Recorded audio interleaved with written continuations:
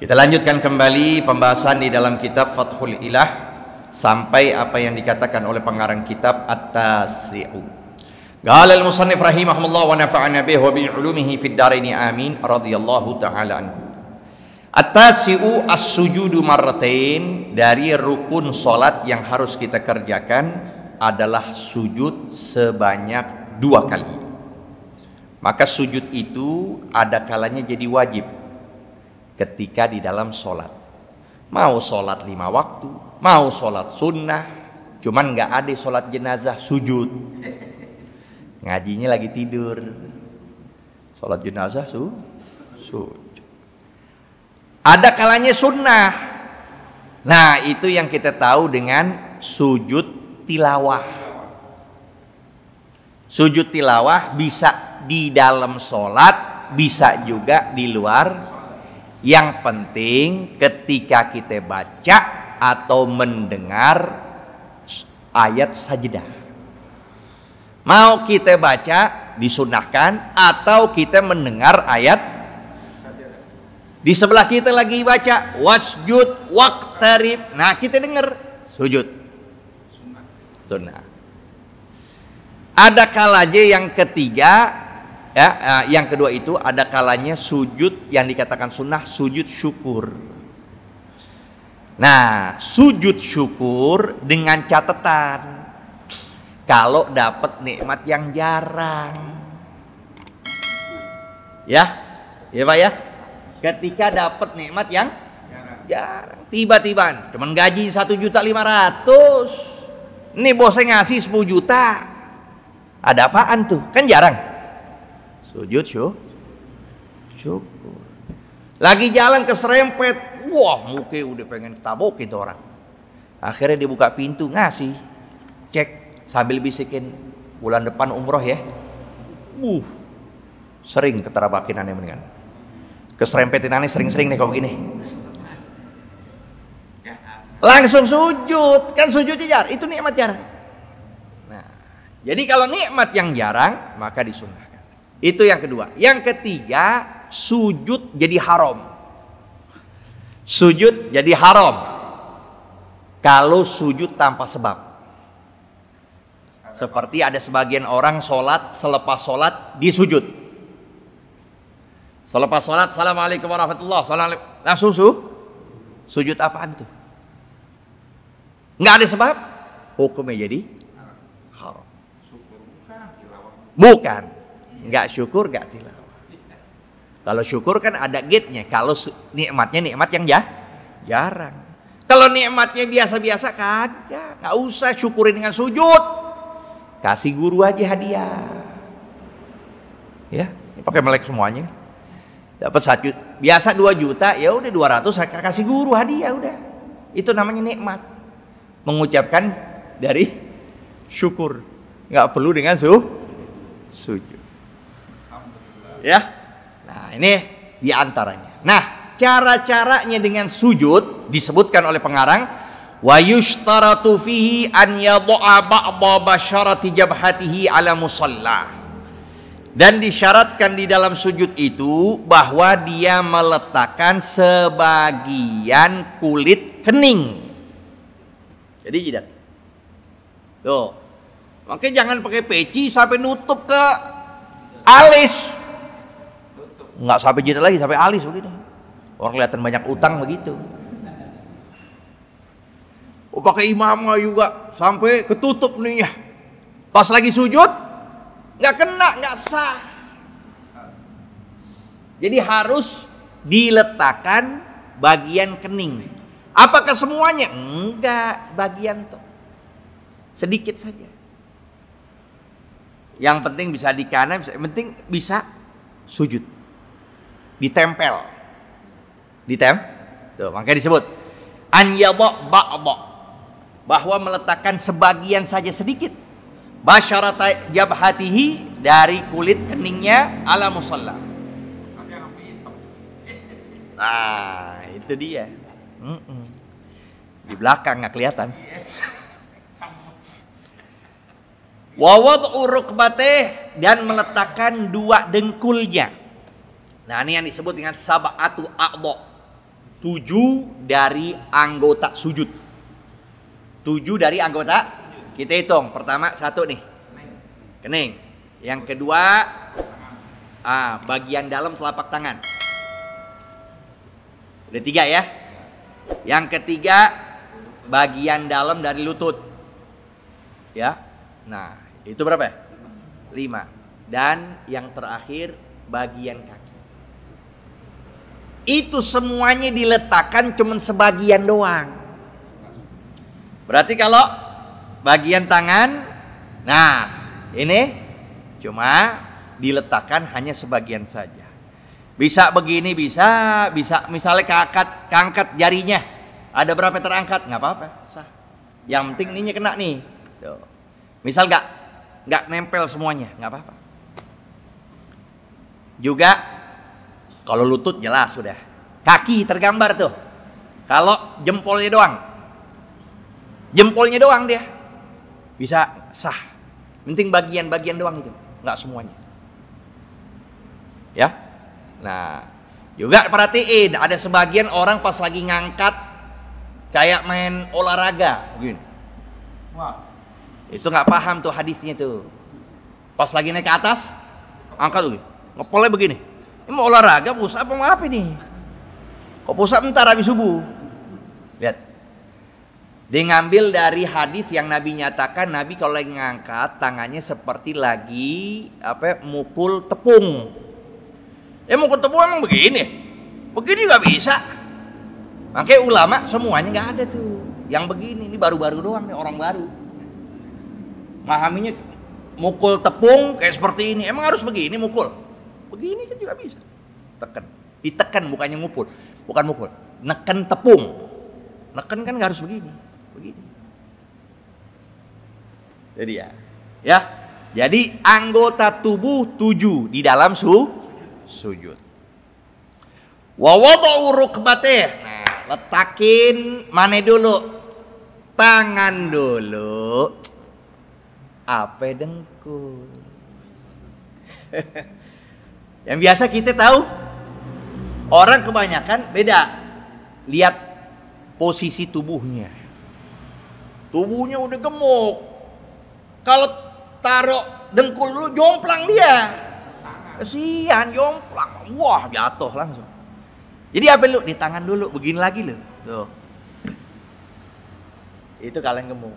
Tapi kalau yang kurus yang biasa, maka sunnahnya dengkul dulu. Dengkul, kemudian tangan, lalu kening, jidat, dan hidung. Hidung sunnah. Kening dan jidat bersamaan. Ya, ini penting, sunnah. Letakin dulu dengkul, baru bukan tangan, baru dengkul.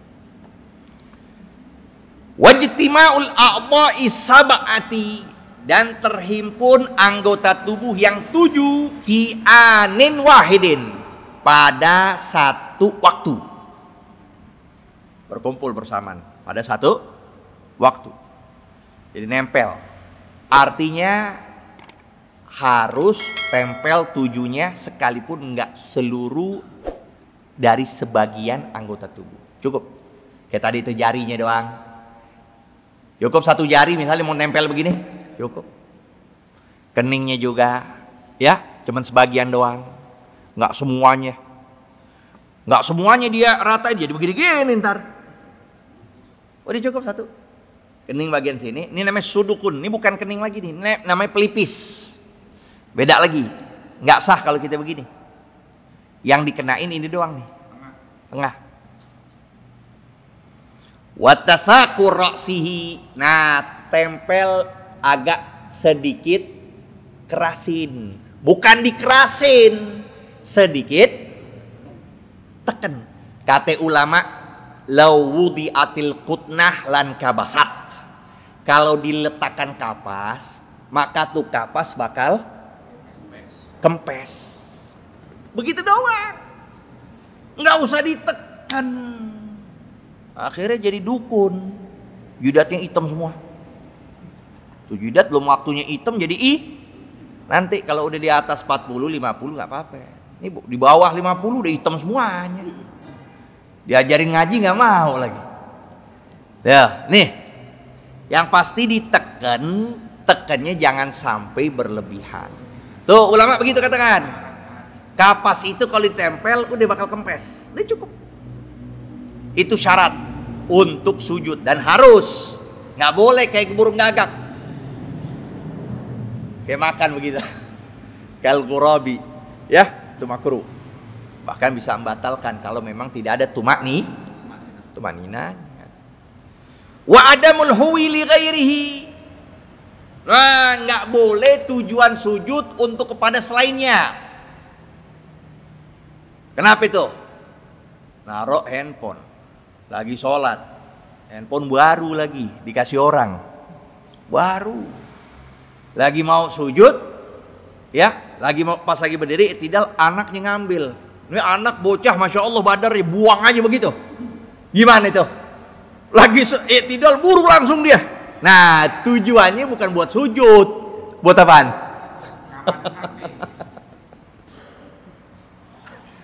Ya, maka kalau tujuan seperti itu nggak sah. Balik lagi ke atas. Atau tujuan takut misalnya ada apa langsung disujud. Nah, itu nggak sah juga.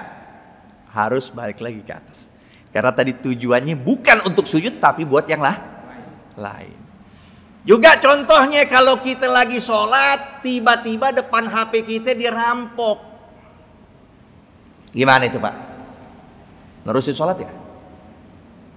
Hah? Lagi sholat, taruh dompet, foto pacar kita lagi. Hah? Bini kita. Tapi bini yang baru masalahnya. Bahaya. Lagi sholat, tiba-tiba nih tempat sujud kita taruh di sini. Lagi sholat tiba-tiba ngambil. Terusin apa kita batalin? Apa kita kejar tuh? Ah, kalau ngomong nafsu, bukan ngomong agama dulu. Kalau ngomong nafsu gimana itu? Wah, kita udah. Baru sholat fardu tuh. Ya.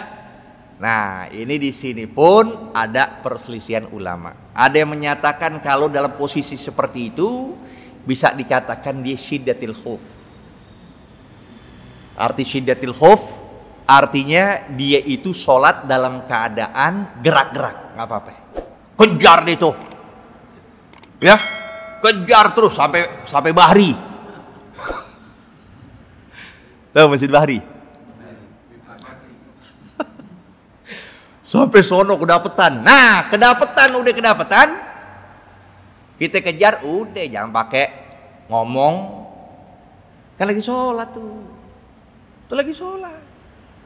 Jadi kejar, waduh nggak pakai sendal nyeker, kejar terus sampai Bahri ketahuan, nah, langsung kita ambil tuh barang, nggak pakai ngomong, perampok, batal sholat kita, perampok, nggak bisa, ambil tuh barang, selanjutnya lanjut lagi sholat, terusin lagi, ngadep kiblat, lanjut, masuk masjid, terusin sholat, istidamah tuh. Terusin lagi. Tadi 1 rakaat, terusin berarti 1 rakaat lagi atau 2 lagi. Tapi kan kagak kalau kita sih udah batalin aja. Tapi kalau hebat lagi kalau kita diemin. Waduh, wali itu. Allahu Akbar. Bisa khusyuk gak tuh masalahnya? Ya kalau kita ngomong biarin lo ngambil ya batal. Lah iya dalam hati. Khusyuk gak tuh? Ini yang mahal. Kalau dia kasih syarat gimana nih? Apa?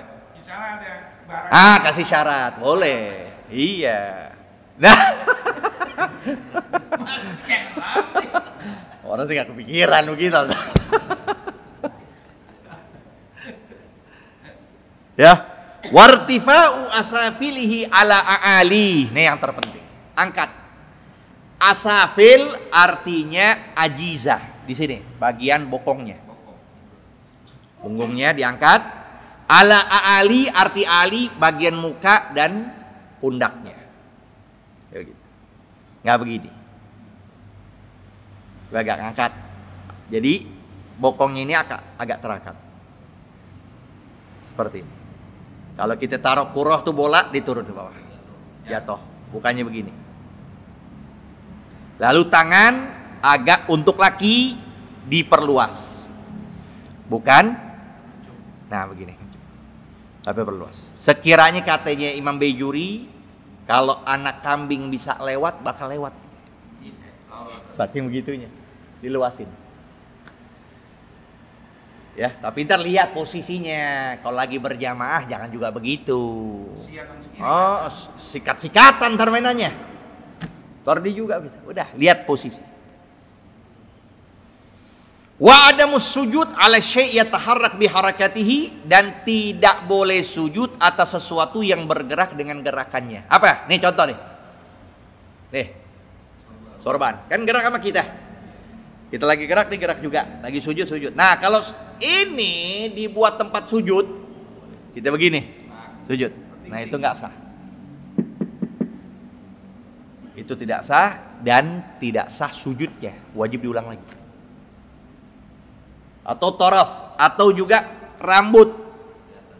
Rambut yang gerak, yang panjang, ketika dia sujud, ketutup keningnya. Maka wajib dibuka semuanya, sekiranya tadi bagian saja, satu bagian yang bisa menempel tempat sujud. Mana yang paling utama? Nah, di sini. Dalam rukun sholat, sujud atau berdiri. Ulama khilaf di antara hal itu. Ada yang menyatakan berdiri, karena di situ yang namanya ada Fatihah. Sedangkan rukun paling utama adalah Ada yang menyatakan sujud, karena ada hadis yang menyatakan aqrabul abdi bainahu wa bainar rabbih wa huwa sajidun. Yang paling dekat posisi seorang hamba dan posisi hamba kepada Tuhannya yaitu ketika dia Nah. Lalu ulama yang tiga menyatakan tafsil, perinci. Apa maksudnya diperincikan? Kalau sholat dikatakan sholat malam, bagusan dia tulul qiyam, biar banyak berdiri. Biar banyak berdiri, tulul qiyam. Karena itu masyhud, yang disaksikan, yang sangat dianjurkan biar banyak berdiri. Baca itu Al-Kahfi, boleh di situ.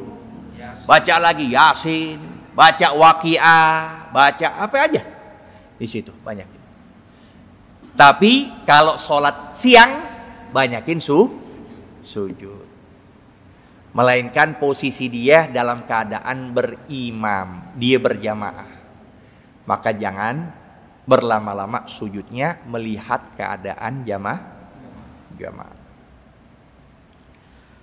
Wa an yasihha ma qablahu, dan sah apa-apa yang setelahnya. Sah apa-apa yang setelahnya. Artinya yang sebelumnya apa ya? Sebelum sujud apa? I'tidal. Sah dulu i'tidalnya. Dan tangan nih boleh begini. Sami Allahu liman hamidah. Boleh begitu. Boleh juga kita lurusin. Yang pasti khusyuk.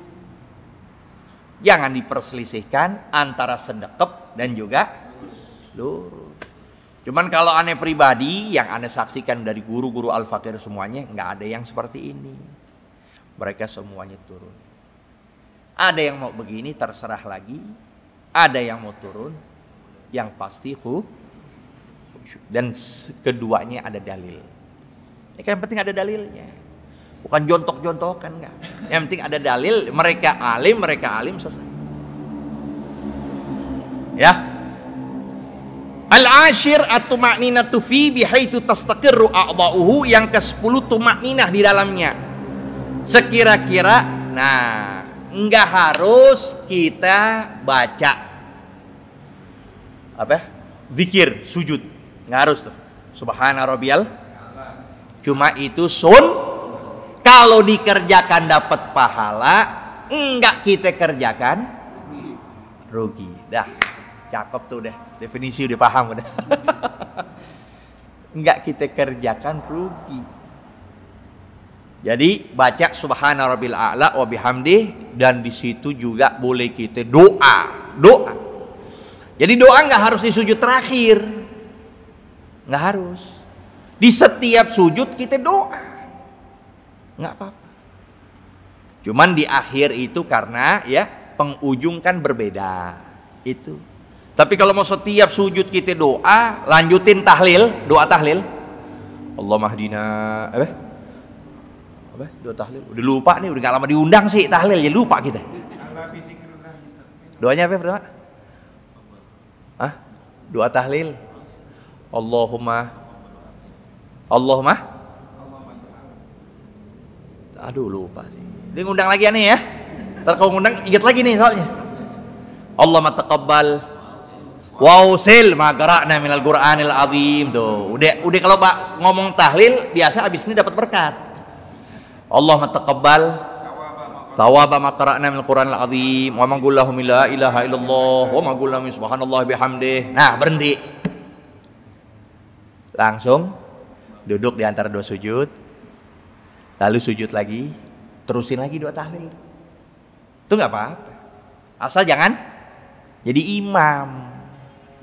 Jadi imam akhirnya sendirian ente di situ sendirian. Orang udah pada keluar, udah kabur.